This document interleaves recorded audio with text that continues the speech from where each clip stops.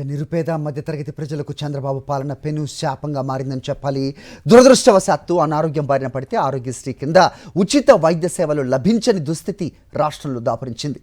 ప్రభుత్వం సకాలంలో బిల్లులు విడుదల చేయకపోవడంతో మరోసారి ప్రైవేట్ నెట్వర్క్ హాస్పిటల్స్ అలాగే సమ్మెబాట పట్టాయి. ఇవాటి నుంచి రాష్ట్ర వ్యాప్తంగా పూర్తి స్థాయిలో ఆరోగ్యశ్రీ సేవలు నిలిపేస్తున్నామని ఏపీ స్పెషాలిటీ హాస్పిటల్ అసోసియేషన్ ప్రకటించింది. బాబు గద్దెనెక్కాక ప్రైవేట్ నెట్వర్క్ ఆసుపత్రులు అధికారికంగా ఆరోగ్యశ్రీ సేవలను పూర్తిగా నిలిపేయడం ఇది రెండవసారి. రైట్, ఇదే అంశంపై అప్డేట్స్ మా కరెస్పాండెంట్ సురేంద్ర అడిగి తెలుసుకుందాం. సురేంద్ర, సో మళ్ళీ సెకండ్ టైం అనుకుంటా ఇది. సో ప్రైవేట్ ఆసుపత్రులతో సహా మొత్తం ఆరోగ్యశ్రీ సేవలు ఇవాటి నుంచి బంద్ అయిన నేపథ్యంలో వాళ్ళకి ఇవ్వాల్సిన బకాయిలను ఆపేసి పేదలకి ఏదైనా అనారోగ్య బారిన పడితే వాళ్ళకి ఏంటి దిక్కు అనే ప్రశ్న వస్తోంది. ఏం జరుగుతోంది రాష్ట్రంలో, ఏంటి అప్డేట్స్?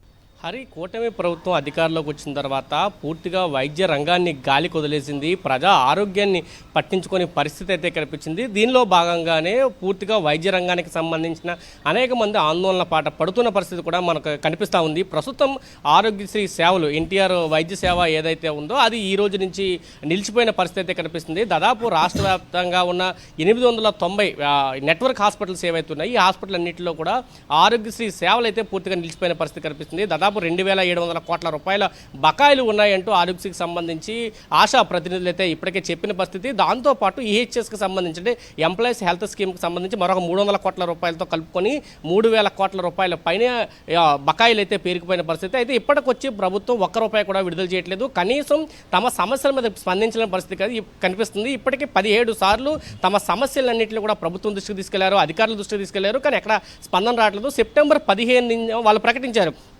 ఆశా ప్రతినిధులు, మేము అక్టోబర్ 10 నుంచి సమ్మెలోకి వెళ్ళబోతున్నాం, ఈలోపు దశలవారీ పోరాటానికి మేము సిద్ధమవుతున్నాం అని చెప్పారు. ముందు ఓపీ సేవలు నిలుపుదల చేశారు, తర్వాత కొంత ఎమర్జెన్సీ సేవలను నిలుపుదల చేసిన పరిస్థితి. ఈ రోజు నుంచి పూర్తిగా ఆరోగ్యశ్రీ సేవలన్నింటినీ కూడా నిలిపేస్తున్నామంటూ ప్రకటించారు. కానీ ప్రభుత్వం మాత్రం ఎక్కడా స్పందించలేదు, ఒక్క రూపాయి కూడా విడుదల చేయలేని పరిస్థితి అయితే కనిపిస్తుంది. సంవత్సరం పాటు అనేక ఇబ్బందులు పడుతున్నాము, ఆర్థిక ఇబ్బందులు పడుతున్నాము. ఇటు మందులు కానీ లేదా ఇతర పరికరాలు కానీ వైద్యుల జీతాలు కానీ సిబ్బందుల జీతాలు కానీ ఇవన్నీ చెల్లించుకోలేని పరిస్థితుల్లో మేము ఉన్నాము. మాకు నిధులు ఏవైతే బకాయిలు ఉన్నాయో వాటిని విడుదల చేయాలంటూ వాళ్ళు అడుగుతున్నా ప్రభుత్వం ఎక్కడ స్పందించలేని పరిస్థితి అయితే చాలా స్పష్టంగా కనబడుతుంది. దీంతో విసుగు చెందిన ఆశా ప్రజలంతా కూడా పూర్తిగా ఆరోగ్యశ్రీ సేవలను అయితే నిలుపుదల చేస్తామంటూ నిన్న ప్రకటించిన పరిస్థితి అయితే కనిపిస్తుంది. ఇటు ప్రభుత్వం కూడా ఎక్కడ సేవలు నిలుపుదల చేయొద్దు, ప్రజలకు అందుబాటులో సేవలు అందించండి అంటున్నారు తప్ప నిధుల విడుదలకు సంబంధించి ఒక్క మాట కూడా మాట్లాడకపోవడంతో వాళ్ళ ఆందోళన ఈ రోజు నుంచి తీవ్రతరం చేస్తున్నాం, సమ్మెను కొనసాగిస్తున్నామంటూ ప్రతినిధి చెప్తున్న పరిస్థితి కనిపిస్తుందని చెప్పాలి. హరి.